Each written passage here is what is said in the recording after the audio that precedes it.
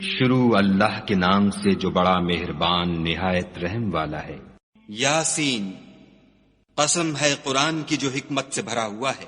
اے محمد صلی اللہ علیہ وآلہ وسلم، بے شک تم پیغمبروں میں سے ہو، سیدھے رستے پر۔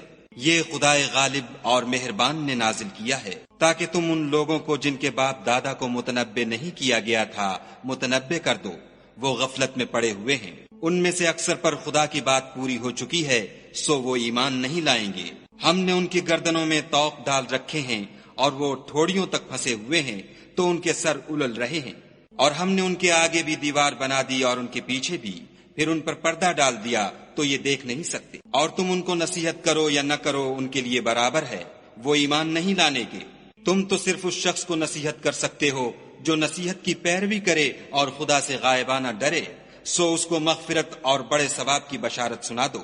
بے شک ہم مردوں کو زندہ کریں گے، اور جو کچھ وہ آگے بھیج چکے اور جو ان کے نشان پیچھے رہ گئے ہم ان کو قلم بند کر لیتے ہیں، اور ہر چیز کو ہم نے کتاب روشن یعنی لوح محفوظ میں لکھ رکھا ہے۔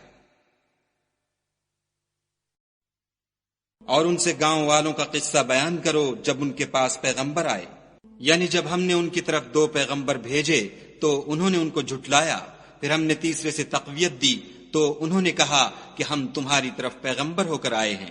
وہ بولے کہ تم اور کچھ نہیں مگر ہماری طرح کے آدمی ہو، اور خدا نے کوئی چیز بھی نازل نہیں کی، تم محض جھوٹ بولتے ہو۔ انہوں نے کہا کہ ہمارا پروردگار جانتا ہے کہ ہم تمہاری طرف پیغام دے کر بھیجے گئے ہیں، اور ہمارے ذمے تو صاف صاف پہنچا دینا ہے اور بس۔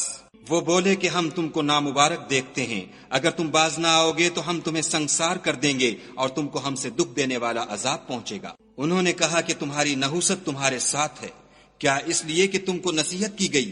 بلکہ تم ایسے لوگ ہو جو حد سے تجاوز کر گئے ہو۔ اور شہر کے پرلے کنارے سے ایک آدمی دوڑتا ہوا آیا، کہنے لگا کہ اے میری قوم، پیغمبروں کے پیچھے چلو، ایسوں کے جو تم سے صلاح نہیں مانگتے اور وہ سیدھے رستے پر ہیں۔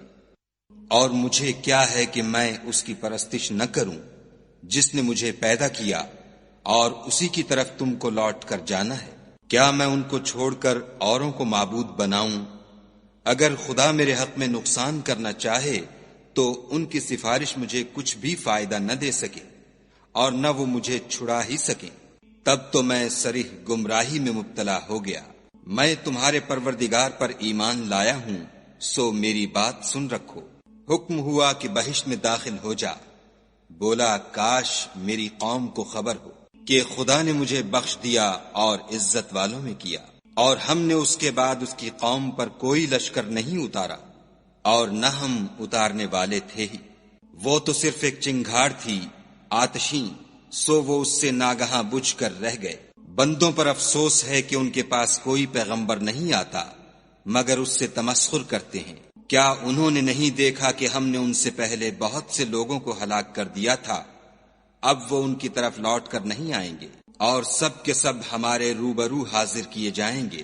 اور ایک نشانی ان کے لیے زمین مردہ ہے کہ ہم نے اس کو زندہ کیا اور اس میں سے اناج اگایا، پھر یہ اس میں سے کھاتے ہیں، اور اس میں کھجوروں اور انگوروں کے باغ پیدا کیے اور اس میں چشمے جاری کر دیے تاکہ یہ ان کے پھل کھائیں، اور ان کے ہاتھوں نے تو ان کو نہیں بنایا، تو پھر کیا یہ شکر نہیں کرتے؟ وہ خدا پاک ہے جس نے زمین کی نباتات کے اور خود ان کے اور جن چیزوں کی ان کو خبر نہیں سب کے جوڑے بنائے۔ اور ایک نشانی ان کے لیے رات ہے کہ اس میں سے ہم دن کو کھینچ لیتے ہیں تو اس وقت ان پر اندھیرا چھا جاتا ہے، اور سورج اپنے مقرر رستے پر چلتا رہتا ہے۔ یہ خدائے غالب اور دانا کا مقرر کیا ہوا اندازہ ہے۔ اور چاند کی بھی ہم نے منزلیں مقرر کر دیں، یہاں تک کہ گھٹتے گھٹتے کھجور کی پرانی شاخ کی طرح ہو جاتا ہے۔ نہ تو سورج ہی سے ہو سکتا ہے کہ چاند کو جا پکڑے، اور نہ رات ہی دن سے پہلے آ سکتی ہے، اور سب اپنے اپنے دائرے میں تیر رہے ہیں۔ اور ایک نشانی ان کے لیے یہ ہے کہ ہم نے ان کی اولاد کو بھری ہوئی کشتی میں سوار کیا، اور ان کے لیے ویسی ہی اور چیزیں پیدا کی جن پر وہ سوار ہوتے ہیں، اور اگر ہم چاہیں تو ان کو غرق کر دیں، پھر نہ تو ان کا کوئی فریاد رس ہو اور نہ ان کو رہائی ملے، مگر یہ ہماری رحمت اور ایک مدت تک کے فائدے ہیں۔ اور جب ان سے کہا جاتا ہے کہ جو تمہارے آگے اور جو تمہارے پیچھے ہے اس سے ڈرو، تاکہ تم پر رحم کیا جائے، اور ان کے پاس ان کے پروردگار کی طرف سے کوئی نشانی نہیں آئی مگر اس سے منہ پھیر لیتے ہیں۔ اور جب ان سے کہا جاتا ہے کہ جو رزق خدا نے تم کو دیا ہے اس میں سے خرچ کرو، تو کافر مومنوں سے کہتے ہیں کہ بھلا ہم ان لوگوں کو کھانا کھلائیں جن کو اگر خدا چاہتا تو خود کھلا دیتا، تم تو صریح غلطی میں ہو۔ اور کہتے ہیں اگر تم سچ کہتے ہو تو یہ وعدہ کب پورا ہوگا؟ یہ تو ایک چنگھاڑ کے منتظر ہیں جو ان کو اس حال میں کہ باہم جھگڑ رہے ہوں گے آ پکڑے گی، پھر نہ تو وصیت کر سکیں گے اور نہ اپنے گھر والوں میں واپس جا سکیں گے۔ اور جس وقت سور پھونکا جائے گا یہ قبروں سے نکل کر اپنے پروردگار کی طرف دوڑ پڑیں گے، کہیں گے اے ہے ہمیں ہماری خوابگاہوں سے کس نے جگا اٹھایا؟ یہ وہی تو ہے جس کا خدا نے وعدہ کیا تھا اور پیغمبروں نے سچ کہا تھا۔ صرف ایک زور کی آواز کا ہونا ہوگا کہ سب کے سب ہمارے روبرو آ حاضر ہوں گے۔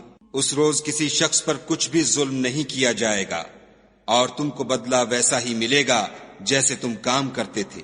اہل جنت اس روز عیش و نشاط کے مشغلے میں ہوں گے، وہ بھی اور ان کی بیویاں بھی سایوں میں تختوں پر تکیے لگائے بیٹھے ہوں گے، وہاں ان کے لیے بیوے اور جو چاہیں گے موجود ہوگا۔ پروردگار مہربان کی طرف سے سلام کہا جائے گا، اور گناہ گارو تم آج الگ ہو جاؤ۔ اے آدم کی اولاد، ہم نے تم سے کہہ نہیں دیا تھا کہ شیطان کو نہ پوجنا، وہ تمہارا کھلا دشمن ہے، اور یہ کہ میری ہی عبادت کرنا یہی سیدھا رستہ ہے۔ اور اس نے تم میں سے بہت سی خلقت کو گمراہ کر دیا تھا، تو کیا تم سمجھتے نہیں تھے؟ یہی وہ جہنم ہے جس کی تمہیں خبر دی جاتی تھی۔ سو جو تم کفر کرتے رہے ہو اس کے بدلے آج اس میں داخل ہو جاؤ۔ آج ہم ان کے منہوں پر مہر لگا دیں گے، اور جو کچھ یہ کرتے رہے تھے ان کے ہاتھ ہم سے بیان کر دیں گے، اور ان کے پاؤں اس کی گواہی دیں گے۔ اور اگر ہم چاہیں تو ان کی آنکھوں کو مٹا کر اندھا کر دیں، پھر یہ رستے کو دوڑیں تو کہاں دیکھ سکیں گے؟ اور اگر ہم چاہیں تو ان کی جگہ پر ان کی صورتیں بدل دیں، پھر وہاں سے نہ آگے جا سکیں اور نہ پیچھے لوٹ سکیں۔ اور جس کو ہم بڑی عمر دیتے ہیں تو اسے خلقت میں اوندھا کر دیتے ہیں، تو کیا یہ سمجھتے نہیں؟ اور ہم نے ان پیغمبر کو شعر گوئی نہیں سکھائی اور نہ وہ ان کو شایع ہے، یہ تو محض نصیحت اور صاف صاف قرآن پر از حکمت ہے، تاکہ اس شخص کو جو زندہ ہو ہدایت کا رستہ دکھائے اور کافروں پر بات پوری ہو جائے۔